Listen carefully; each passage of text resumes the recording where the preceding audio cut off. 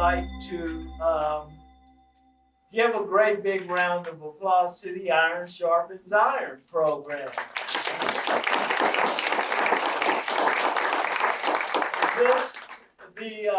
The team members of the Iron Sharpens Iron Fatherhood program that is stationed at Bible Way Church here in Carlisle. One of the missions of our fatherhood program was to do community service events. So we as a team came from thinking, well, how do we, and this, I'm saying this a little bit as a prologue, but we were thinking, well, how do we get more people involved? Do we go out and start begging people to give us stuff? And then we tried that. I was like, that didn't work. Okay, but we still wanted to keep it on our agenda as one of our goals.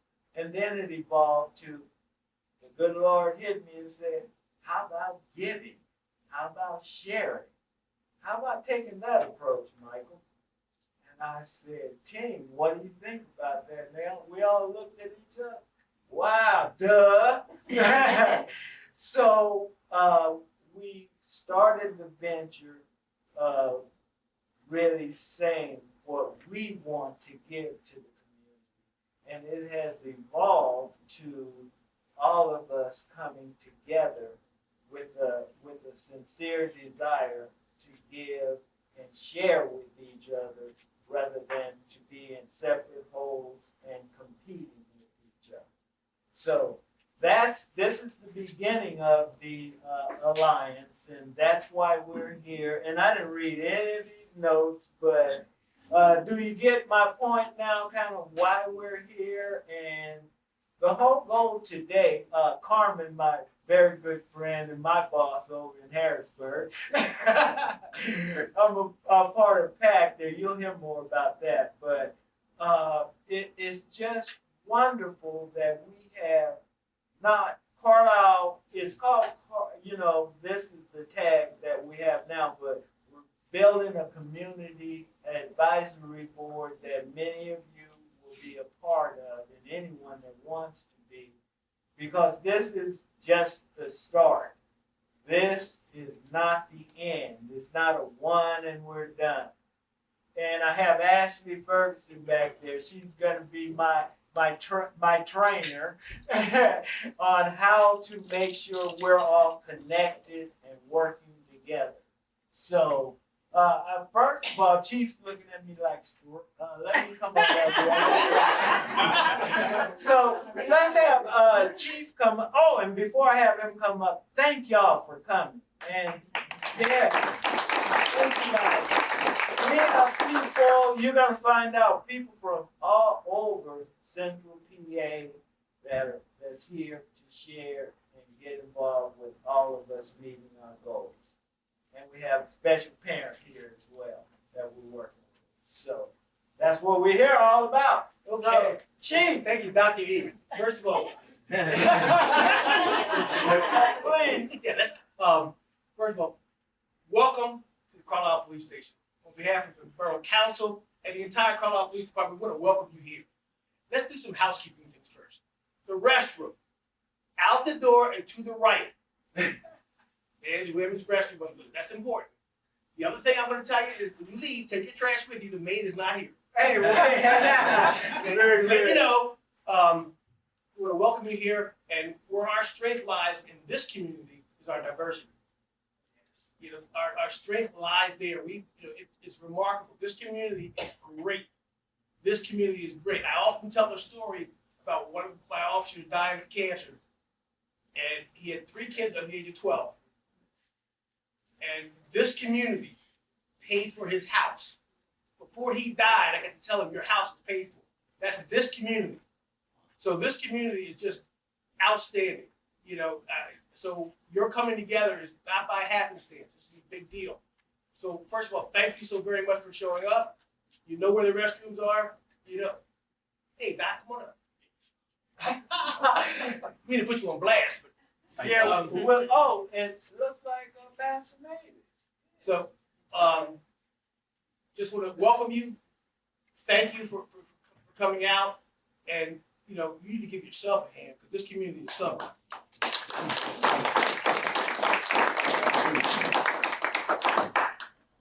I'll be in and out, you know, doing your time here. I'll be back for lunch. Yes, we'll be back for I'll be lunch. back for lunch. You know, We'll save you yours. told me free meal, so I said, I'm sorry. You know, so I will be here for lunch. If you need anything at all, please feel free. You know, ask the person out front, and they will grab me, or anything in the police department. Please, again, welcome, and thank you very much for showing up. You know, it's one thing we have to show up. You gotta show up. No matter what, you gotta show up. And Pastor, come on up. This is, and guys, as Pastor and Mrs. Woodall come up, I'll get a chance to speak a little bit about him. He's going to come up and do our, as you see on your program, that our prayers next. Pastor, you can come around right around here. Shake the wind.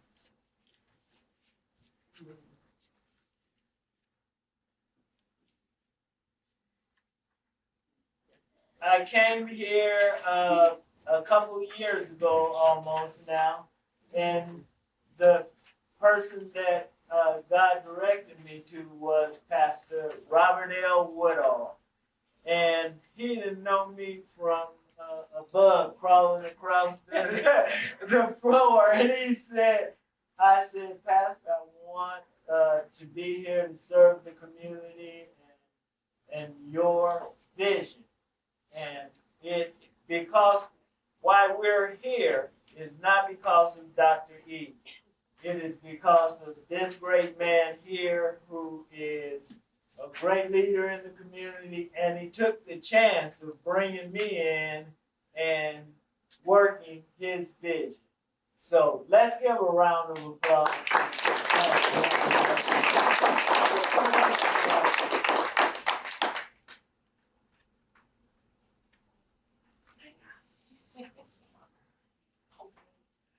Good morning. Good morning, everybody. I don't know who Dr. E was talking about. That great man is, say this phrase, is one of the greatest men that I've met. Thank you. And I just felt strong to confidence in him. And all you see going on, I ain't doing nothing. He's doing all this, man, he's doing a great job. Great leader, outstanding. So I don't give myself none of this credit. This credit goes to Dr. G. He always telling me that but I just called him and said, what do you want done? And I'm telling you, the moment when I hang up, he's on it. I mean, he's on it. Just like Prego. It's in there. It is. I thank God for him. Thank God for my wife. Where do we hire? This is my wife, that my friend, my buddy, for 60 years. Yes. I know some of the men looking at me and say, she put up with you. But I have a great wife. And I thank God for all of you that you. It's a blessing. Thank God for you. And I really thank God for Dr. I can't say enough about this man. I'm sure Kobe Brown backed me up. I just can't say enough about this man and the great work that he's doing, his friendliness. I couldn't keep, I'm too old to try to keep up. You know, let us pray, and we do hope that God will just bless our community, many other people that with you all. And I thank God, Father, everyone you all being here this morning. Thank God for Chief. Where's Chief? He's gone to a meeting, I think. He's going to thank God. Brother Whitbread, let us bow our head. Gracious God, our Father, we thank you, we praise you for your goodness, your love, your kindness, and all of your great mercy. Thank you because you are always with us. One of the promises that we can stand on. You said, I will never leave you and I will never forsake you. And you do want every person throughout the city, and more than that, to be reached, helped in every way. And in your goodness. Thank you, Father. And you use our hand, our feet, our mouth. Thank you. Thank you for that. We just pray you for everyone that will be presenters. God, we just pray that your blessing, your mercy spread out all over the city of Carlisle. We have a great city. Thank you. Bless you. Praise you. I give strength. Be in this. Make everything that want to happen, make it successful and prosper. In Jesus' name, amen. Amen. Amen. Amen. Thank you, God. Amen. Wonderful God. This was a wonderful Hey, thank you, Pastor. Hi, Miss Woodall. How you doing? Good. And we got you out in this cold weather, but it's not as cold as it was. So I'm glad to see you. So, ladies and gentlemen, what I want to do is just make this. Hey, yeah, how you doing? Make this a very kind of cordial affairs we're going through. We have 4 really great people that I wanted to come up and share their vast knowledge and wisdom with us and encourage us as a team to move forward. So we have, first of all, everybody knows Dr. Marcellus Taylor. And Dr. Taylor is with Partnership for Better Health. He's going to be coming up and talking with us. And then we have Harrisburg's mayor's office, Mr. Karl Singleton, who is Equity and Diversity Chief for the mayor's office. And we have over here sitting by ourselves. I'm coming to sit by you. And we have Mr. Duree. Sharif. I said it right. You got it right. And Duree is so special. She's with Church World Services. And her message is going to be very, very special in what she has to share with us and as far as coming together and working together. So let's start with Dr. Taylor. I think he has to leave pretty quickly, but he's going to be here with us for a while. Okay, so Dr. Marcellus Taylor.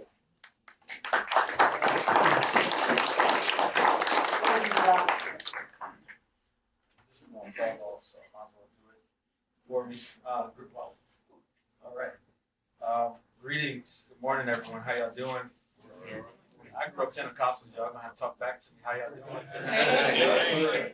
Good. Well, it's so good to see you. Thank you, Dr. E, for having me. I believe you don't want to make people happy twice. Happy that you're here, happy that you're sitting down. So I go along.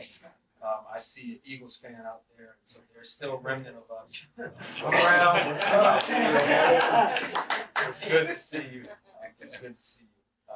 And today I want to talk about, briefly, really, a topic that I think we all are in here because of, but I want to frame it a little differently. And so, because I am an educator, I'm going to ask some questions. So if you thought I was just going to talk for the 9 minutes and 59 seconds that I was allotted, that's just not my style. I believe that you can't talk about collaboration and then lecture. You got to do something about it. So I want to talk about how collaboration is a framework for the future. And in fact, if you see yourself in the future, one of the tools to get you there is collaboration. And there was a quote that I found from an amazing Japanese designer, and she says, "What's interesting about collaboration is the possibility for 1 + 1 to equal 3." I'll try it again.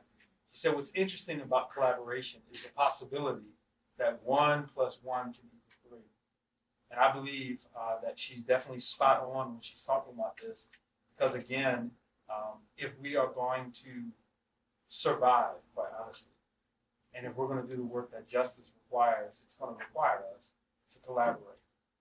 We can no longer afford to be in silos.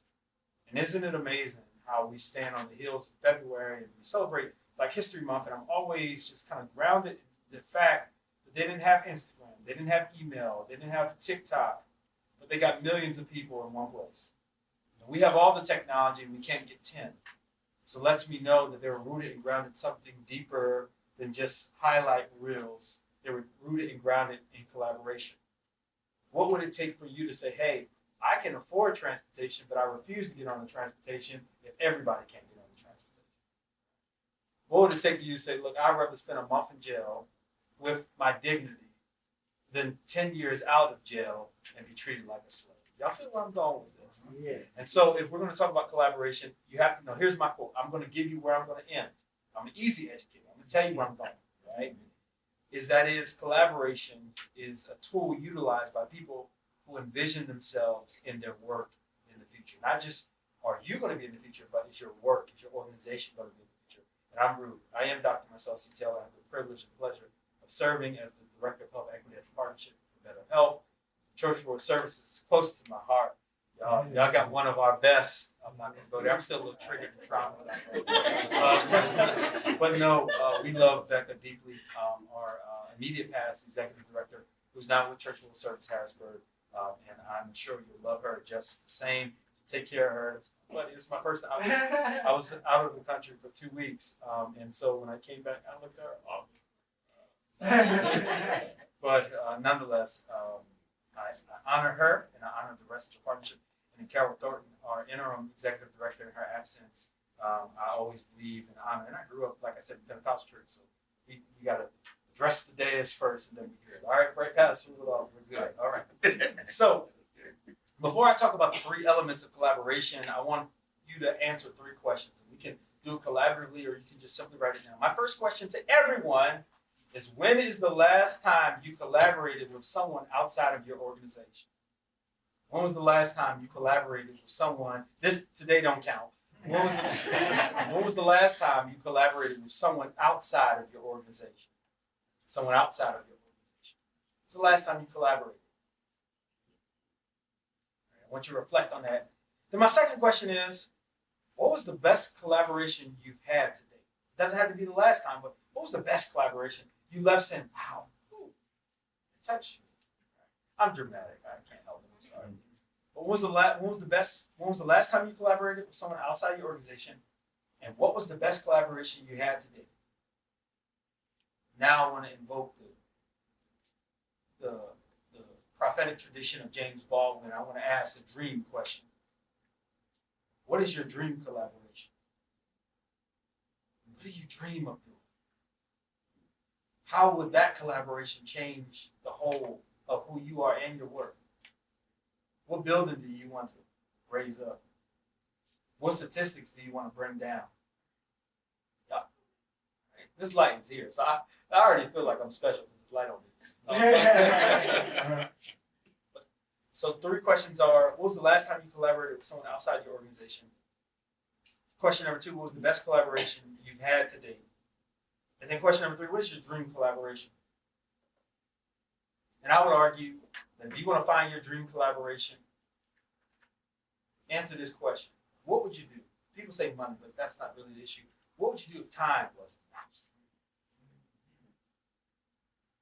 I've learned that we can raise some money, especially y'all nonprofit folks. Y'all can get some money. The time is deep. It's fleeting. So I want to talk about these 3 things, and I got to give my best work because Karl's coming after me. Be careful. I didn't know that this titan of an equity advocate and leader would be behind me, so it's kind of not fair, Dr. E, but we'll talk about that later. I only cuss on Fridays. So I'll stay away from your Friday. So I want to talk about these three elements, and they're going to be a little different. And I like transliteration, so they're all going to be C's. But the first one is deep to me, and it might be a little odd because we're talking about collaboration. But the first one is comfortability. The first element of collaboration is comfortability. Now, when I say comfortable, I'm not talking about I need to be comfortable to collaborate, but I want to go there because I got about 5 minutes and 12 seconds left. What I mean by this is that I'm talking about self-comfortability. Because one of the agents or the enemies to collaboration is I am not comfortable with myself, thus I deem your confidence as a threat. I'm going there today. Hey, I'm out here already, so we might as well. And so the question to ask with this statement is what areas of my personal and professional life need to develop in order for me to be comfortable with who I am as a leader and with other radiant leaders? Are you only okay with leaders you perceive that you're better than? I'm pushing. I don't got that much time. He invited me. I might not get invited back. So I love it. Are you comfortable with who you are? Are you comfortable with your own pet peeves? I have them. Have pet peeves. I text Dr. E, said I'm going to be late, but I can't be late. So I had to end the last meeting to get here on time because I hate being late. That's a pet peeve of mine, right? Am I comfortable with leaders who see things a little differently, right? Am I comfortable with working with people who don't identify as I identify, who don't love who I love? I'm pushing, yeah, right? Because we cannot advocate in 2024 for equity, justice, and inclusion only the ones that fit our paradigm. Because injustice for anyone is injustice to everyone. Ah, man, I'm a cat. I'm quoting this alpha. All right. But then secondly, what we need is connection. So the question asks, how can I foster a dignity-centered relationship with other leaders? President Theodore Roosevelt famously wrote this. He said, it is not the critic who counts, it's the man in the arena. Right? This idea that half the battle is actually showing up to connect. Half the battle is saying, hey, okay, probably never work with this person. I don't even know we'll have a second one, but I'm going to show up, and I'm going to show up fully and authentically. Right? But I'm going to show up dignity-centered. We've heard of the golden rule, treat others how they want to be treated. But the problem is that some people, because of trauma and triggers, they don't know how they want to be treated. So I believe in the platinum rule, treat others how they want to be treated. Because if I only treat you how I want to be treated, and if I want to be treated bad, maybe that's the thing I got, then you're going to treat me like you treat you. I tell people in this nation, we got to stop saying that we need black people to be treated like white people, because I see how they treat our rural and our poor white brothers and sisters. I don't want to be treated like that either. Right? We need to be treated like we're humans, like we are born with these inalienable rights, of which is life, liberty, and a pursuit of happiness. So if we're going to connect, we have to connect on the level that you're human, I'm human, let's engage. Because yes, I have an earned doctorate degree. Yes, I was the youngest person in my program ever to do it. But none of that matters when it comes to my grandmama's wisdom. So that doctorate don't really mean nothing to me. When I talked to my grandma this morning, she was singing on the phone. She wasn't in the best of spirits, but all she could get out is someone pray for me, had me on their mind. Took time. I take that any day. And then third is change. What will be different because of your collaboration?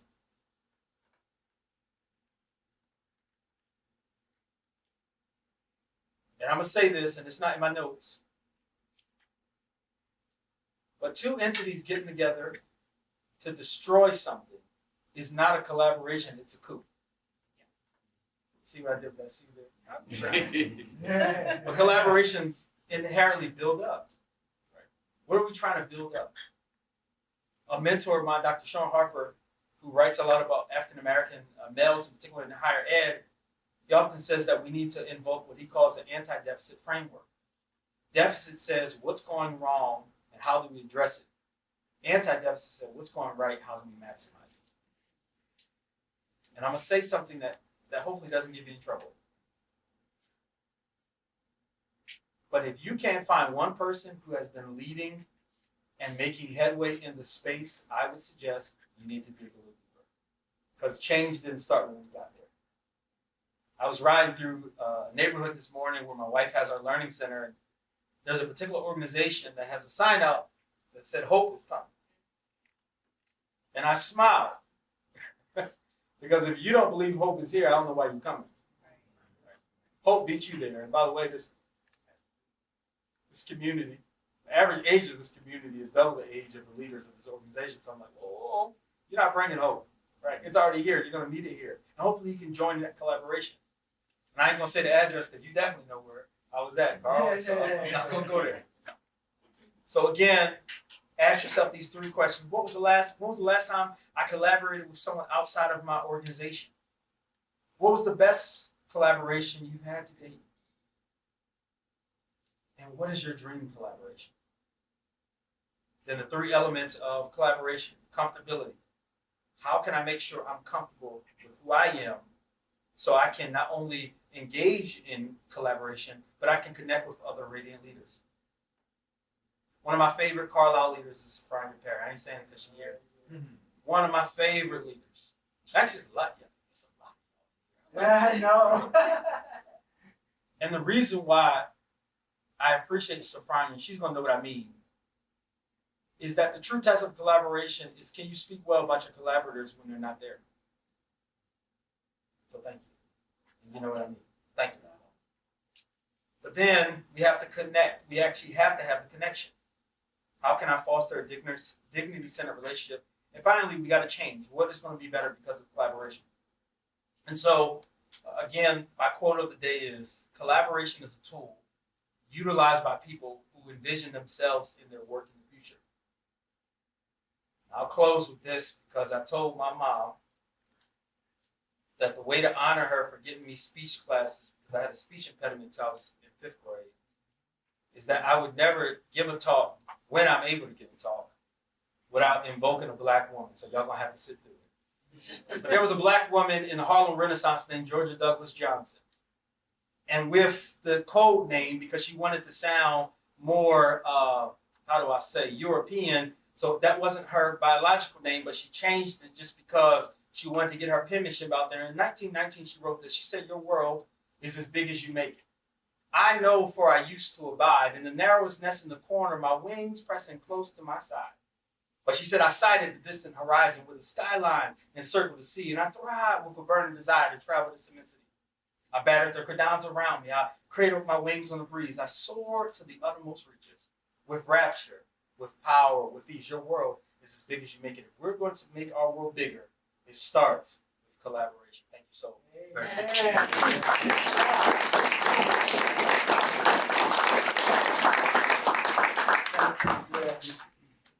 See, at first I thought he was going to give me a blue bag. I'm like, the Cowboys are tripping. That's our Cowboys fan. I'm sorry. Yeah, no, I tell you. Hey, we're going to roll with this. This is just really fantastic. Let's give Dr. Taylor another. And guys, Dr. Taylor, I'll put another word out. He is someone who practices what he preaches. And he is a great leader for Partnership for Better Health. And he's there to help you. But just like you saw today, he don't bite his words. He tells it like it is. And that's what we need. And he's looking out for this community and the resources God has placed in the hands of Partnership for Better Health. So thank you once again, God. Now, before Karl said, come here. Let's get some from you. She's got to go. So stand up. And everybody's talking about it. Woo! Yeah, come on. And we got to find your lunch before you leave. So go ahead. I'm not sure what I'm supposed to say. I was not supposed to speak. Right, for good. I was not. Tell everybody who you are. Not everybody knows. I'm Sophia Perry. I am a borough council member. Again, I'm not sure. See, I was put on the spot, and sometimes I'm great with that, but usually if I'm gonna speak, I know like a few days ahead what I'm gonna say. So I'm not prepared for anything. I will say it is good to see you all in the room. I can very much appreciate what Dr. Taylor said about collaborations because they really are so very important. And one thing that I've learned in my years as being the director for Hope Station was that we needed the collaborations, we needed the partnerships in order for us to sustain and do any of the work that we could do. You have a one person, then maybe a two person, staff. You can't do it all by yourself. And honestly, you can't change the world all by yourself. It does start with one person having an idea and then reaching out and asking people that are smarter than you, people who have skills that you don't necessarily have. I am a big idea person. I'm just gonna say that. I am a big idea person. When I'm supposed to be resting or not doing anything, I will see something or think about something, it triggers me, and I decide, oh my gosh, I think it would be a great idea to do this.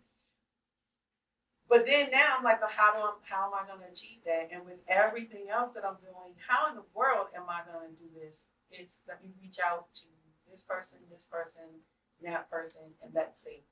Sometimes my ideas, I won't say they're necessarily squashed, but sometimes it's, listen, I think it's great, but if you're going to do something like that, or we're going to do this, maybe we should change it and do this. We're not all knowing. And so it is important that we reach out across the aisle. This town can come together, and that is one, special thing about it. There's a lot of work that needs to be done in this town, though, and I think that we all have to be honest about that. There are a lot of things that still need to be done and changed in order for us to all feel like we are prospering.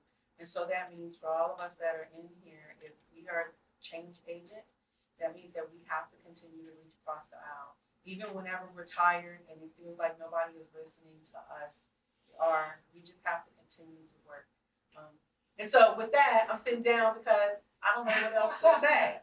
But thank you all. I really appreciate it. And y'all need to kind of watch it. Y'all gonna have me walking around here with a big blonde head. Okay, but thank you. Thank you. And Sophronia held back too because she recently left Hope Station.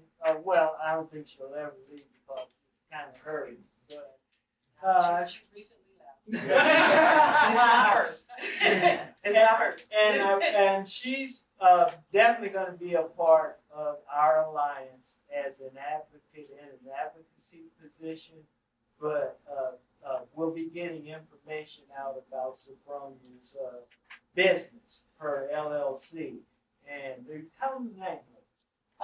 Perry Consulting and Coaching. And she will leadership, development, coaching, all of that kind of stuff. She'll be a part of the alliance as a resource. Okay? So thank you. I just talked to you about something. Yes, you did. Okay, up next. Pastor Woodall said, Dr. E, I want you to get out of Carlisle. Don't just stay here. And it's broad my bit. He said, Doc, I wasn't talking about that. But look what we have from the mayor of Harrisburg's office, Mr. Karl Singleton, who is a champion in so many ways.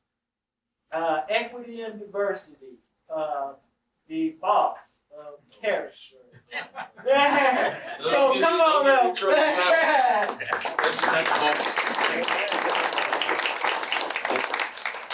You started off definitely not the boss. The doc let it off, so I got to follow up. Go Cowboys, go Harrisburg High Cougars here in Carlisle. I know Mr. Woodall had a great. Sorry. It was a momentary pause in the season. We shall return. But it's it's always good to be able to come before individuals who not necessarily have to be like-minded, but are willing to think as a whole on behalf of the common good of all. And so, being in a position a lot of times, dealing with equity and compliance, it is the hardest job is to get individuals to see that in coming together, you're not losing anything. Coming together, in fact, strengthens your mission and your vision. And I'm also always reminded, a mentor of mine who always said, if you're the smartest one at your table, find another table. The brain drain is real. My grandmother, I no longer have the fortune as a youth doctor. My grandmother went home back in August, but one of her burning quotes that I always remember is, you have 2 ears, 2 eyes, and 1 mouth. Watch closely, listen carefully, and speak slowly. And that regarding collaboration is one thing, but as a fellow educator as well, I used to always get my students into the mindset, or those that I speak to in terms of consulting things, into a term called co-opetition. And that co-opetition is one of those things where you can bring your best of your organization or whatever your field is, or whatever it is that you're committed to, and you don't mind letting your guards down and setting it all on the table. That co-opetition is simply saying that I am great at what I do, and it also allows you to focus in your lane. A lot of times where we mess up is we see as nonprofits, as organizations and things, we follow the money instead of allowing the money to present itself to enhance what it is that we do well. And so greed is the downfall. So I'm here to simply suggest to you all co-opetition.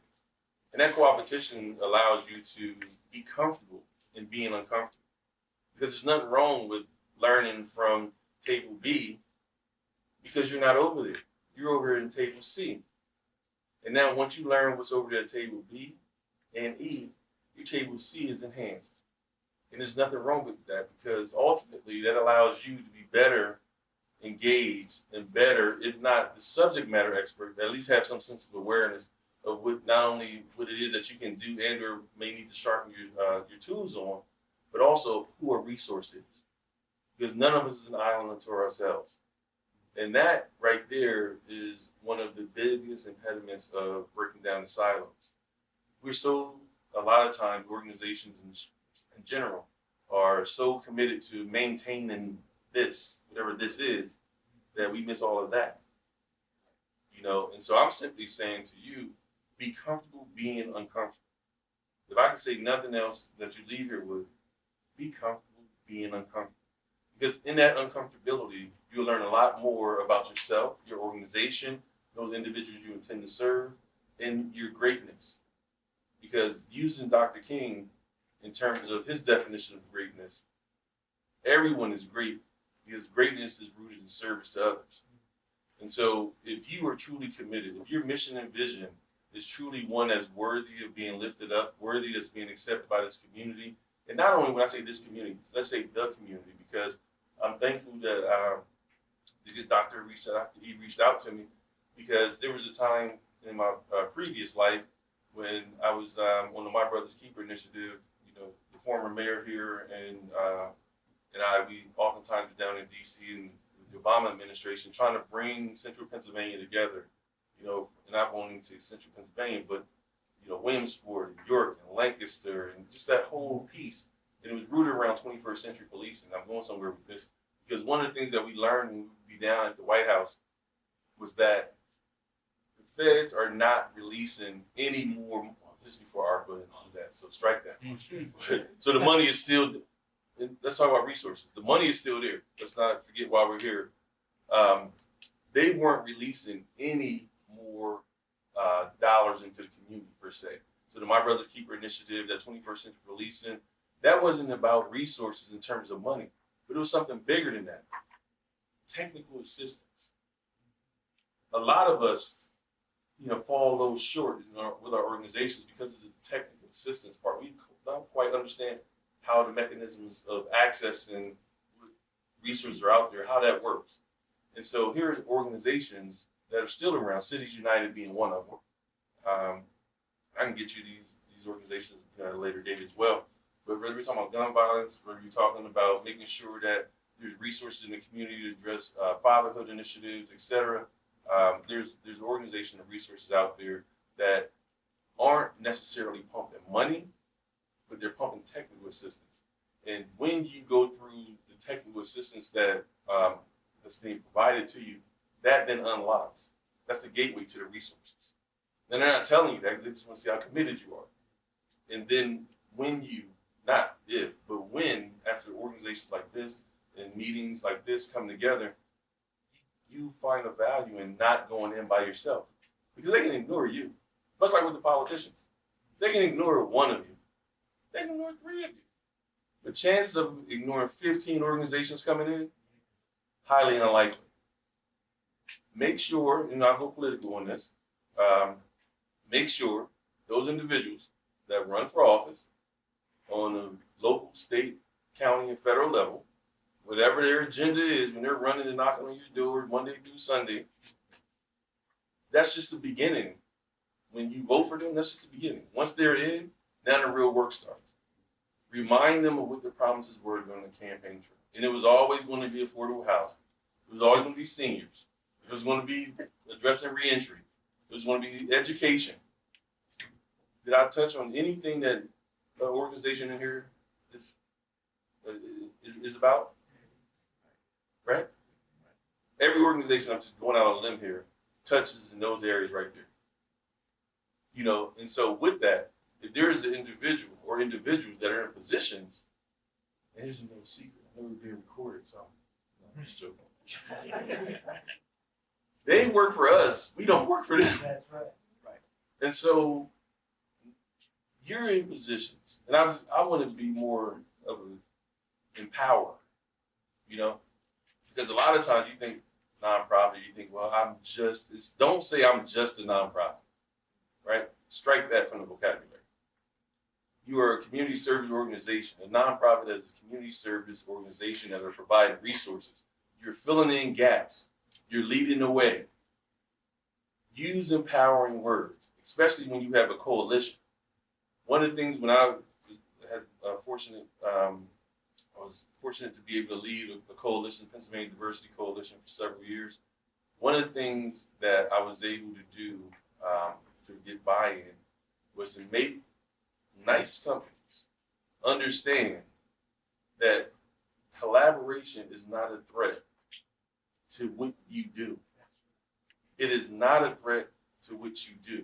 In fact, the more you collaborate, the more what you do is exposed and supported. And then here's the other part, and I'll tell you, I'm running out of time. The other part is when you collaborate with someone or organizations, make sure you hold them accountable as well.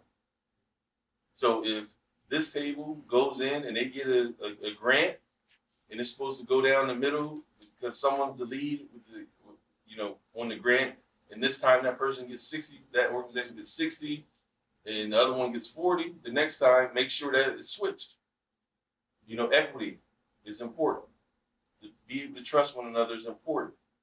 When things come in, and transparency, I can't leave that word out, being transparent with the money, being transparent with who is speaking on behalf of the organization, who is really going, in there, because something that was said earlier, Doc said about Councilwoman Perry, the greatest compliment is when you're speaking well of and you're not even in the room. So there's a lot of people, and I'm a straight shooter, there's a lot of people who represent organizations and get into those meetings and forget why they're there. But, and I'll go back to Dr. King with the Montgomery bus boycott. Something they did, which we don't do a lot of this day and age. When those pastors, when the boycott was working too well for some in the South, there was a meeting that was called with ministers that weren't in alliance with Dr. King. And they basically announced that the boycott was over, it was successful, the goal has been accomplished. That wasn't the truth. What Dr. King and those ministers did, they went and got those same ministers, brought them back to the table, announced that the boycott was still going on, And then the Montgomery bus boycott that we know of, at this point, in terms of success, became the success that we know. My point in saying that is holding each other accountable. If anybody goes astray, bring them back under. You can love them, but now you know how to love them. I have love from afar a little bit now, but you know who they are, right? It's not enough of us to get rid of any of us, but everybody. As I say, I don't always work with everybody. I'm a straight shooter. You know, though that is many hands make work light. I believe that to a certain extent. I believe that I don't believe you have to be perfect to work together. I believe you have to have clean hands, not perfect hands. And so with that, I'll just simply say thank you for the opportunity to speak. I'm a resource at any level, however I can be helpful, from the nonprofit status or as an individual that's in the capital city, bringing, greetings from the Mayor Wanda R.D. Williams administration. We pride ourselves in being that active voice, unapologetic advice towards the underserved, underrepresented, undereducated, and any other unders you can possibly think of that disproportionately impact individuals in urban areas, in particular, rural areas, those that are lacking resources. We pride ourselves on being able to make those connections on a local, state, federal, and county level. And so again, Karl Singleton, report directly to Mayor Wanda R.D. Williams, who is the boss. So thank you for the opportunity. I look forward to working with you.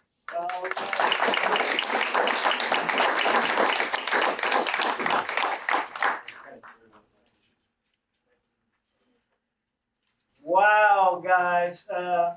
Are you starting to kind of feel the intent of this first gathering of us? It's not so much about, oh, I sell this, I have this program, but it's about us getting to really understand, do we really want to do this and why it's important? And the first thing is trust. And trust don't happen by just one, trust is built. It takes time. And when you build trust, then you're willing to move forward. So that's what this is all about. I wanted everyone, all of us, I ask you to come together so we can all support each other. But I want you to really get a feeling of that we're really going to do this now. Michael's not playing. Okay? And, just as these two gentlemen said, and you guys know me, I'm a very loving, quiet guy. But I also understand that it's about trust and it's about how we treat each other. And we have Marcellus mentioned, Dr. Taylor mentioned new leadership coming in partnership with Better Health. Well, I gotta say something. Miss Emma Whitmer is here. And Joe, that's your new boss, right? Let's give a round of applause to Emma. She's the new executive director of Project Share, if you didn't already know. And she's a very special lady. So, and she has the food. Yeah. So last but certainly not least, CWS. Let's go. Raise them hands. Where's that audience?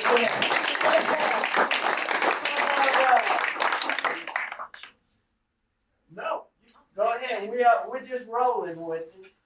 Hello, everyone. I have been preceded by such eloquent speakers. I'm fortunate. I feel as though they have inspired, and now I can talk about, practically how community support has helped the most vulnerable people in our community. So to begin, I just want to give you a brief. Overview of refugee resettlement, which is what we do at CWS. And I know that the Carlisle community, I see so many friends in the room, frequent collaborators, and it's an honor to be here amongst you all. And I know that you already understand the importance of collaboration, but just, to get us started. So what is refugee resettlement. Right now in the world, there are 23 million people who are displaced. Sorry, wait, 105 million people in the world right now qualify as displaced. Of those people, 23 million qualify as refugees. What is a refugee? Well, defined by the UN, it is a person who is forced to flee from their home country because of a well-founded fear of persecution for various reasons. It could be political, religious, sexual orientation, and so on. So these 23 million people who qualify for refugee status, of those, about 56,000 of them, so less than 1%, end up getting resettled in a third country. We welcome refugees often who are sitting in limbo in a refugee camp, unable to return home for an average of 15 to 20 years. They have met their spouses in a camp, they have had all their children in a camp. We welcome people who have never had to use a light switch before. It's wild. However, the people that we do get to welcome, they have surmounted the insurmountable. They have overcome the most horrific circumstances and they have come out the other end of it. Whether we are welcoming a family of 13 from Syria with, 4 children who are disabled, 2 with epilepsy, 1 with a parasitic disease, they're still, this is it. Like they're here and they have won the lottery because they can start rebuilding it, right? They have, medical care and they have food resources and everything else that they need in order to rebuild. So it really is a beautiful thing. So with that being said, I wanted to talk just a little personally what brought me here. So I am a member of the Ahmadi Muslim community. So we are considered heretics by a lot of other Muslims because we believe that the Messiah has already come. So I'm fine here, London, where I grew up, no big deal. But for Ahmadi Muslims who are in Pakistan, according to the laws of Pakistan, we are allowed to be fired. We're not allowed to practice our religion. Graves are decimated. We are not allowed to have mosques. We are not allowed to worship. So we are a recognized persecuted minority by the United Nations. So I've spent my entire life around refugees. I've seen them rebuild. I understand the persecution. But when I heard about the fall of Kabul and this huge influx of Afghans coming to PA, I remember reading a newspaper article about it. I reached out to my mosque. I'm fortunate that, my grandparents, who are very involved in my life too, one set of grandparents taught me Pashto, which is an Afghan language, and the other set of grandparents taught me Urdu. My mum and dad did not. It's always the grandparents that enrich your lives in that way. So I offered to be an interpreter for free. I'd had some experience interpreting in London, and I got to know this community. At the time, we only had one person hired at CWS, Alex Swan. He got a phone call. He was still trying to hire staff, but he got a phone call saying there are some, I think it was at the time, 150,000 Afghans stuck in Fort Dix. And they had been there for 6 months and they were desperate to get out of there. And they said, hey, Alex, we know you're not really established yet, but are you willing to help? And I don't know if you guys are Mary Poppins fans.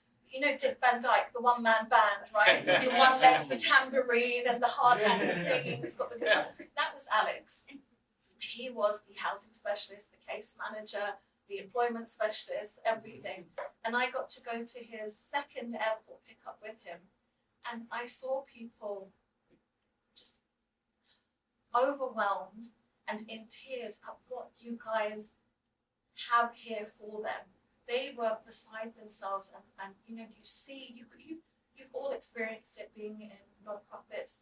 You can see the physical manifestation of relief wash over people. There was no turning back for me. I found out that there was this entire structured process from the federal government down, no, the UN down, which condenses what somebody needs to build their lives into 26 core services. And it was so beautifully arranged, and I was listening to your question, when was the last time you collaborated with someone outside your organization? Every day. Because these 26 core services without community partnerships are just not possible.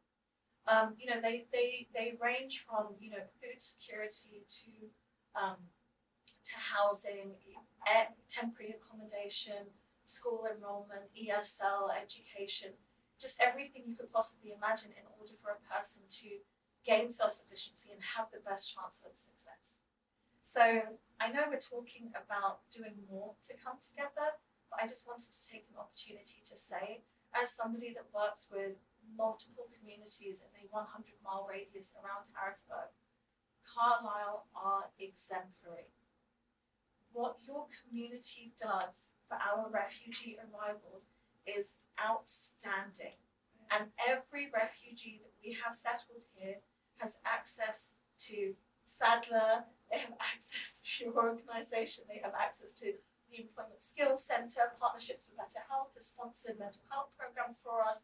So many people have come together. And I just want to thank you. You are leaders in this, and I hope that other communities learn from the doctor putting something like this together. And I'm excited to see where our continued collaboration takes us. But it's just what you do is so absolutely essential, and I'm so inspired being in the room with you all and seeing, being able to take little bits of this away to share with other communities, and hopefully you can continue to inspire all of them. So thank you.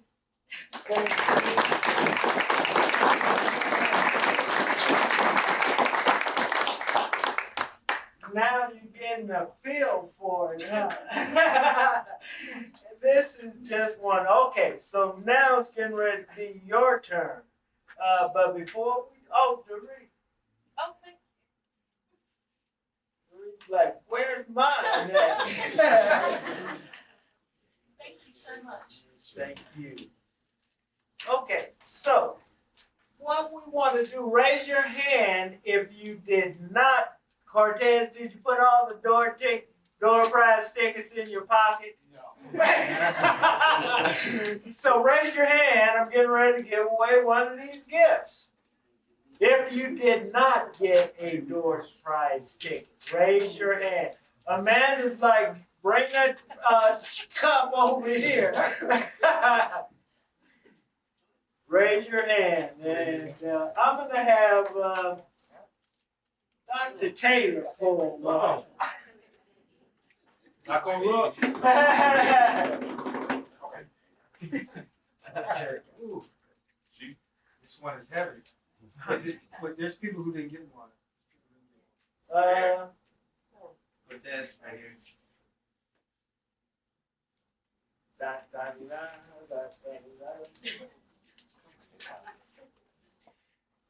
That wasn't too bad. You guys got your door. Kirk, good job. You gave everybody door prize stickers. All right. Here we go.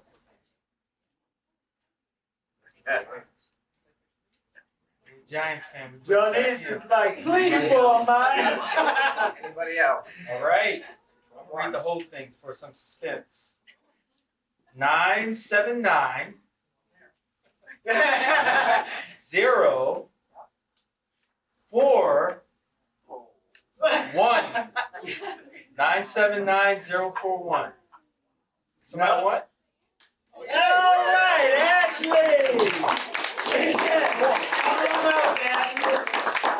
And we have two more, so I was going to do it all in different time, but we're going to do it all right now.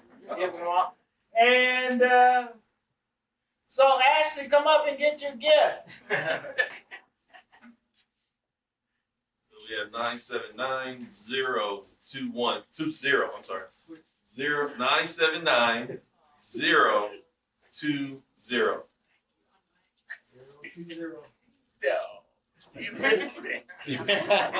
That's the last one, huh? No. All right, Jay. All right, Doc. Congratulations.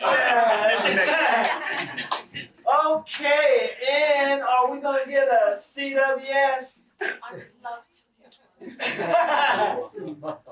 Right. Okay. Brace yourselves, guys. 979050. 50.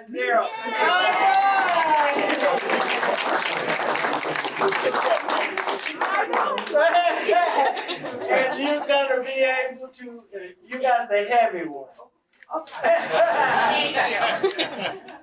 Okay, guys, so what we'll do now is you've been sitting a while. How you feeling so far? Thumbs up, how we doing, okay? Great. All right, so let's start with Emma's statement.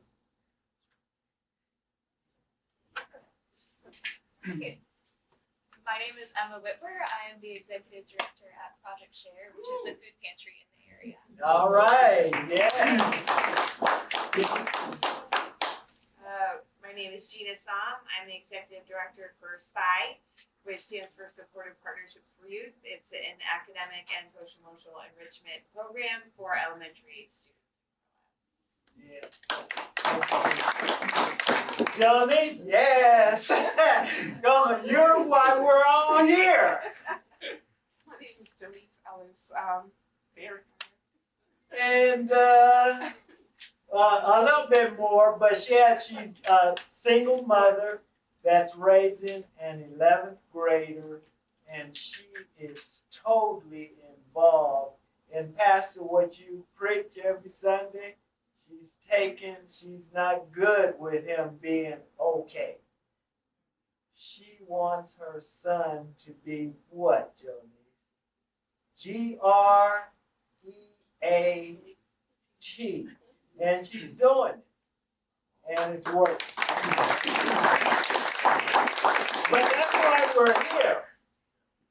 That's exactly why we're here. Carmen, your table. You start. That's my boss. Stop it. My name is Carmen Henry Harris, and I'm with Penn State University PAC, which is Parents and Children Together, and I serve as the Director of Community Outreach. Be happy to see you all. Thank you. My name is Amanda Rubeck, and I'm with Hodgman Homes for Youth. I'm the supervisor of county programs there. Back in 2022, we opened up a shelter and a transitional living program. So I'm just trying to seek some connections to help out them youth. Amanda's my boss as well. I'm doing a youth literacy, financial literacy program here at Hall. Yes, go ahead. Good morning, good afternoon, everyone. My name is Shyla Robinson. I'm a financial planner here, right? I noticed that our page is like towards the back, there's no information. However, I assist individuals in our community with financial planning for parents and financial education for children. I also assist with college planning as well, just trying to get some things in the works for the children in our community, of course. And there's actually something that I just started working on. So as of right now, I'm looking into connecting with attorneys and other professional individuals regarding special needs trusts. I'm also a parent of a special needs child. My youngest is on the spectrum. So, something like that has been very near and dear to my heart to basically give the resource to parents that basically can relate in that area. And, may need some things to have their children taken care of in the event that they're gone. And that way they can continue to receive the benefits, without their funds being affected. So I'm currently working on that. Whoever has information on that, I'm more than willing to connect and then provide any more resources. Thank you. Thank you so much. Good morning. My name is Sonia Brown. I'm the Executive Director of Domestic Violence and Commonwealth of Perry County. We deal with everyone and anyone who is experiencing domestic violence, from emergency shelter all the way down to legal accompaniment, medical accompaniment, one-on-one counseling and support, and support. All right, thank you so much. Morning, everyone. Good. I'm Marcia Berry, and our organization is Moving Circles, and we oversee 3 major groups. Moving Circles' main focus is building a beloved community here in Central PA. Our conversation circle has been meeting once a month every month since June of 2016. And not in our town, Carlisle grew out of that group, working on presenting education and prevention around making sure our community is a welcoming, inclusive, and safe community. And out of that grew the Community Responders Network, which actively responds to violence incidents when they take place with advocacy and care. So we're really trying to move the needle on issues in that space, making them into our friendship dinners, into our conversations. Thank you. Okay, let's go with this table in the front. Hello, I'm Joe Closa from Project Share. I'm a part-time philosopher there. Yeah. But I'm a full-time communications outreach. I do the website, the newsletter. There's some on the back table. And social media. I should be 15 years old doing that job.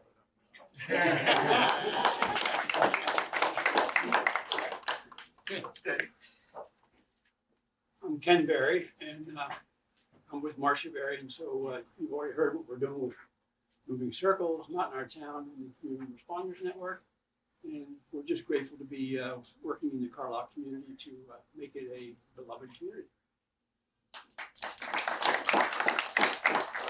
Hi, my name is Chibi. I'm a researcher at the Public Law Lab at State College. I work very closely with the PAC to do the community engaged research, which means that we're very much interested in the research question that promote the public law.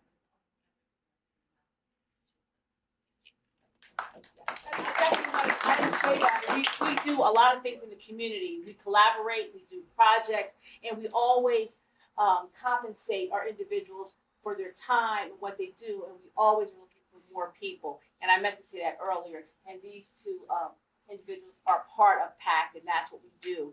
And we work with diverse communities, and we work in the greater Harrisburg area. So please, and we have information also, because PAC wasn't listed in the thing, but I have more information I'd be more than happy to share. Hi, my name is Dulce Gonzalez, and I am also part of the Penn State's Context and Development Lab, serving as a lab manager and also working closely with Carmen and the PAC.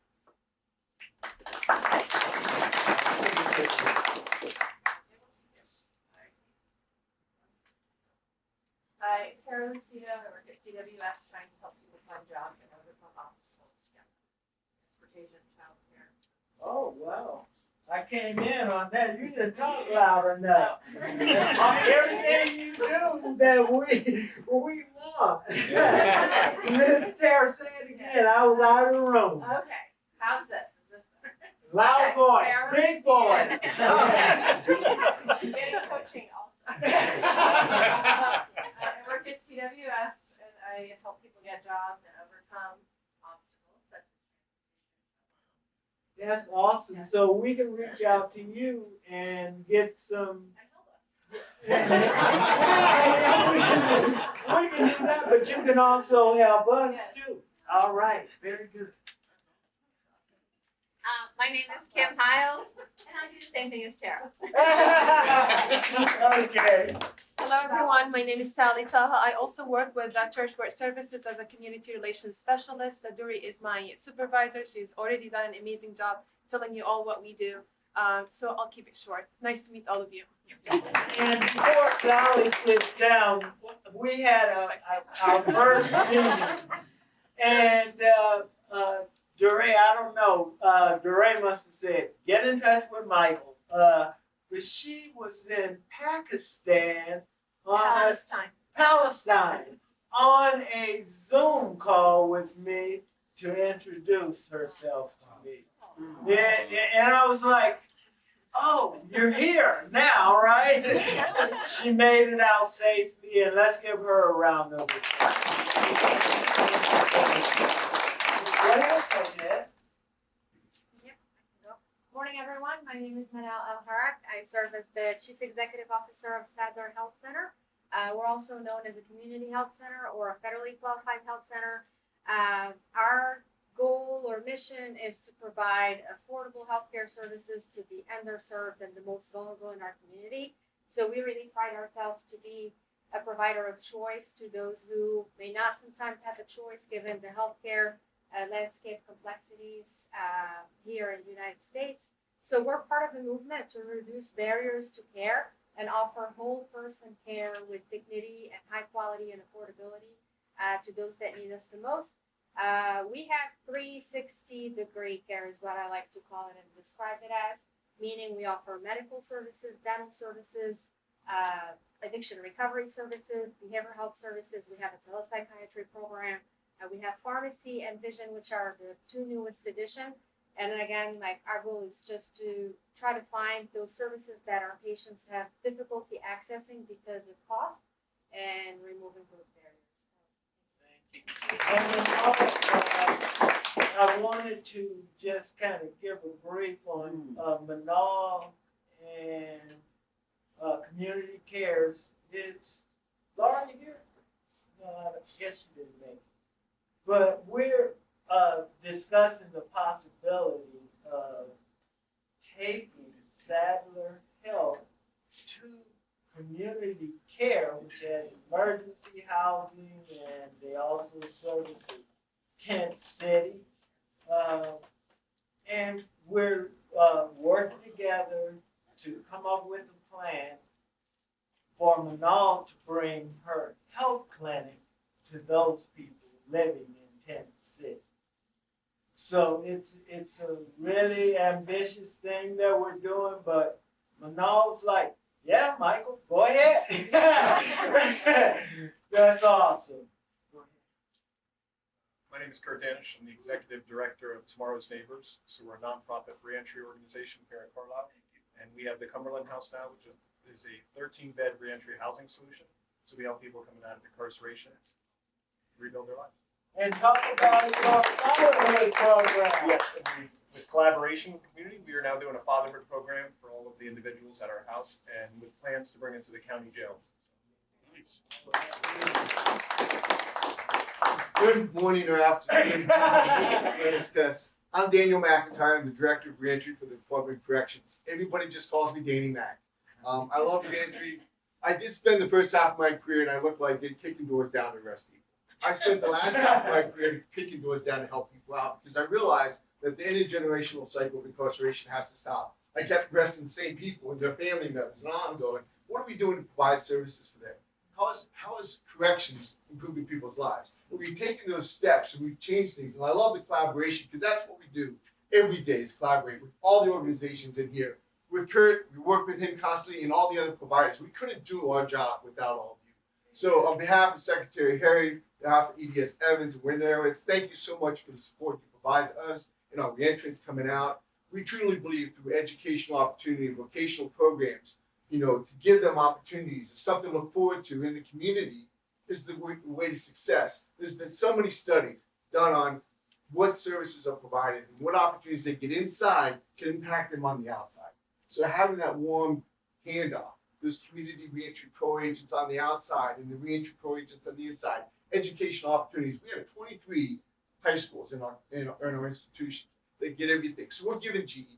We're making sure that they're obtaining them, the Commonwealth secondary diplomas. We want them to have those opportunities that everybody should have. We want them to be treated in a way that's respectful, and that they have the opportunities they can see it. And I read a book, I was reading my grant, and I do this a lot. So getting me to stand up and talk is not the problem. Sitting down, but I was reading a book, it was called, by Charles McCaskey, it was the boy, the mole, the fox, and the horse. And I don't know if you ever read this book, but I love pictures because that's, I'm easier with pictures than books. But in the book I was reading this, and the boy and the horse were walking in the woods, and the boy looks back and says, I can't see a way through. And the horse says, well, can you see your next step?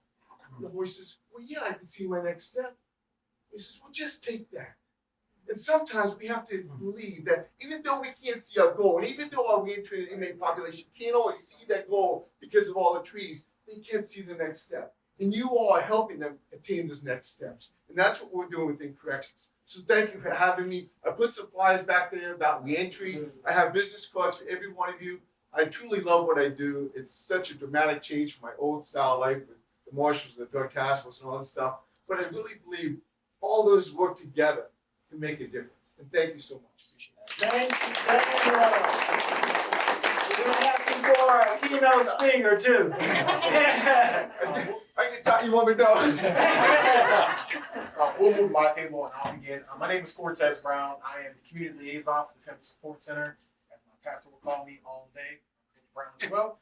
All right, so, but I'm here on behalf of the Family Support Center, but also my organization, the Franklin County Tigers Adult Amateur Football Program. We are based out of Waynesboro, PA. We have players that come from all the way from New York, all the way down to Virginia and North Carolina who come play for us. I've been the head coach there for the last 8 years. Very good team. But we consist of men ranging from the age of 18 to 35 who have played college football at the D1 level, who have played pro football in the NFL, to all the various pro leagues, who consist of a team that are fathers, husbands, young men who have been incarcerated, young men who are trying to get reintegrated. And so we're looking for your support for those young men and also to support our organization. We play in the spring league, one of the very spring leagues, the AFCA. We began our first game this year, March 2nd. So we are looking for you all to come out and support us, and I'll give you more information if you need. So go ahead. And what I wanted to say, guys, when you're thinking about semi-pro football, how does it fit with us? Number one, it's a great family event for entertainment, and it teaches teamwork. It teaches collaboration to win. It teaches not just to be good, but to win the champion. And we're all about community in our organization. We do a lot of community events, and again, at least since I've taken over, we're really good. Not really good. We don't come to a championship organization, so, but come out, please support us. Go ahead. Let's go for sorry. Shane? My name is Shane Falwell. I'm the house manager. I work with Kurt Duree over there. I do a lot of work for Return to Citizens. I've been doing this work for about 15 years. I'm a new person in Carlisle. Carlisle has welcomed me with open arms, so I'm really happy to be here. And I thank you all the organizations for welcoming me. Go Birds. Birds, right? That's right. And here goes my favorite person. Thanks, Dr. Good afternoon, everybody. I'm Joe Napoli from Members First Federal Credit Union. One of the things that we like to do as a company is get out in the community. So each associate that we have is required to do at least 2 community events. We've done Project Share. We've done so many around the community. But we have over 1,500 employees, and each employee needs to do at least 2 community events a year, 2 hours or more, which is putting over 6,000 hours of community volunteer service out there. And as most of everybody in this room knows, when you finish one of those events, you feel good about yourself. You helped somebody, you made a difference. And that forces you to do more. So even though I say we're required to do 2, I know everyone's at least shooting to do 4 or 5 and just give back to the community like a lot of people in this room. So thank you for having me. Great to be here. Hello everyone, my name is Joe also. That's my friend, even though I don't know him. I work for CWS as an employment specialist and also refugee support service. And all I can say is, I am because we are, and what we do is why we do and how we do. Thank you. Hello everyone. Hi. My name is Ahmed Javed. I work with CWS as an employment specialist. My job is to provide our client job readiness training and job placement, also ESL repair. Nice to meet you. Thank you. I'm going to keep it short and simple. My name's Perry Jerzak. I'm also an employment specialist with CWS. Okay. Yes, ma'am. My name's Susan Murray. I'm the president of the Exchange Club of Carlisle. We're a service organization. We do things to help the community, like give out free coffee and hot dogs during Memorial Day weekend and Labor Day weekend. Highly appreciated at 6 a.m. for the truck drivers. The point is to keep the roads safer. We do other fundraising events like parking cars. We turn around and give that money back to SPY and domestic violence services. We give scholarships out to children in high school. One is Youth of the Year does best, brightest kids get a number of things, which is good, they deserve it. We also give one to someone who accepted a College of Excellence, had an obstacle, they went ahead and graduated. we don't even take their GPA into consideration. They come up with something, and those ones really appreciate it because they're the ones that are usually overlooked and not doing that. Another fundraiser we do is also bring awareness to prevention of child abuse program, which is our major focus of the club is prevention of child abuse. We put blue pinwheels on the square because it's a national symbol of child abuse prevention. And look forward to our pinwheels on the square in April. I want to say something. Susan's being shy. She saw me this morning when she walked up and she was like, Michael. And we've only known each other a short while, but it was a very good connection. She saw a flyer and she said, emailed me and asked me to come speak at one of their monthly events, and it's just went on. She introduced me to Gina and Lori, and it's just, she's wonderful. Her and John and the back there. Okay. My name is Taylor Smith. I'm from the Office of Victim Advocate. Our office is a state agency, and we represent the rights of all crime victims in Pennsylvania. What I can say about collaboration is it's something I've preached in every job I've ever worked at, but one of the big things is we work with our community partners. We refer back. So the more we can learn about what you guys do, how you can help the clients that we're serving, the better off they are and the better off we are as an agency. So if there's anything you guys need from us or anybody to refer to us, state prison system, victims of crime, that's we're your people. So nice to meet you all. And it's on our advocacy, and the resource guide, you see her agency is an advocacy agency. And so our advocacy contacts are very, very important when we submit grants, because they will be supplying us with letters of support that foundations are definitely saying, you gotta come out of them holes. I gotta see that it has a chance of working. Okay? My favorite student. She reminds me, I was a teacher, and she reminds me of that student. We sit down and talk about it. I'm just messing with it. Hello, everyone. My name is Nicole Perry. I also work at the Office of Victim Advocate. I don't know all the programs, so but we have a lot of programs, and we service our community. All right, back up again. Okay, so a couple programs you guys may interact with us for. We run the address confidentiality program through our office, which is assisting survivors of stalking, domestic violence, sexual assault, and trafficking in hiding their address from their abuser.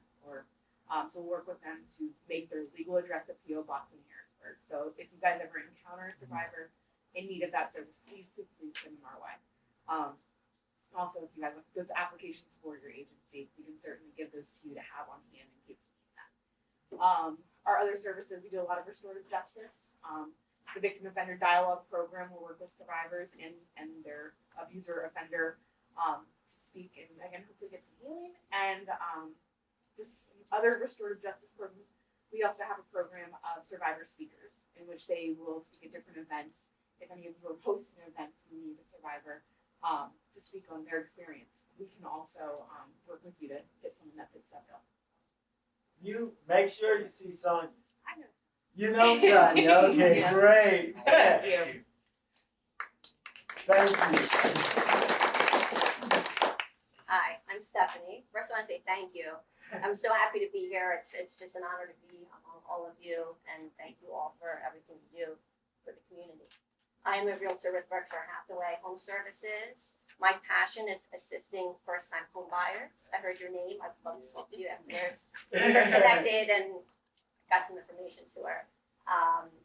There are so many programs available for first-time home buyers. Down payment assistance, and just things that I feel like the community doesn't even know is in place. So I would like to be considered a gateway to homeownership for the people that you serve. Thank you. Well, let's take a look at her back. I'm John Murray. I'm the logistics part of everything. Thank you, John. I'm Gail DuPont. I'm the president of the Carlisle Area Religious Council. We are a faith-based organization that promotes relationships between the various faiths in our community. We do that through worship events, educational events, and working with our social partners that are doing social justice, such as Project Share and the Reentry Coalition. We employ the chaplain at the Cumberland County Jail, and we also provide financial assistance for transportation for those who are leaving the prison that have no other resources. Our focus over the last year has been on religious allyship, trying to educate the community. We believe that education is the key to avoiding fear, because there's so much anti-Muslim and anti-Semitism going on in our community. And so through the different events that we have, trying to educate people so that they're more comfortable with the different faiths. Thank you, Gail.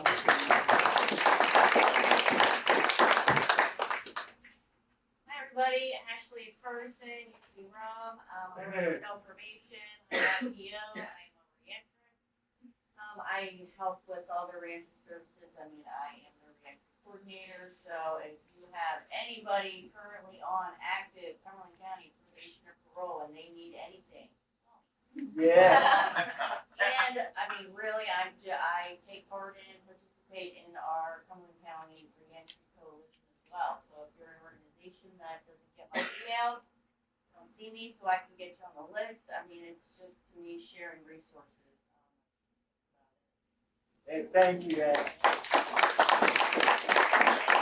Mindy, it's your turn. My name is Mindy Duree. I'm the executive director of the Employment Skills Center here in Carlisle. We have been around for 57 years, and that would not be possible without collaboration, and that collaboration includes a lot of the agencies that are here in the room.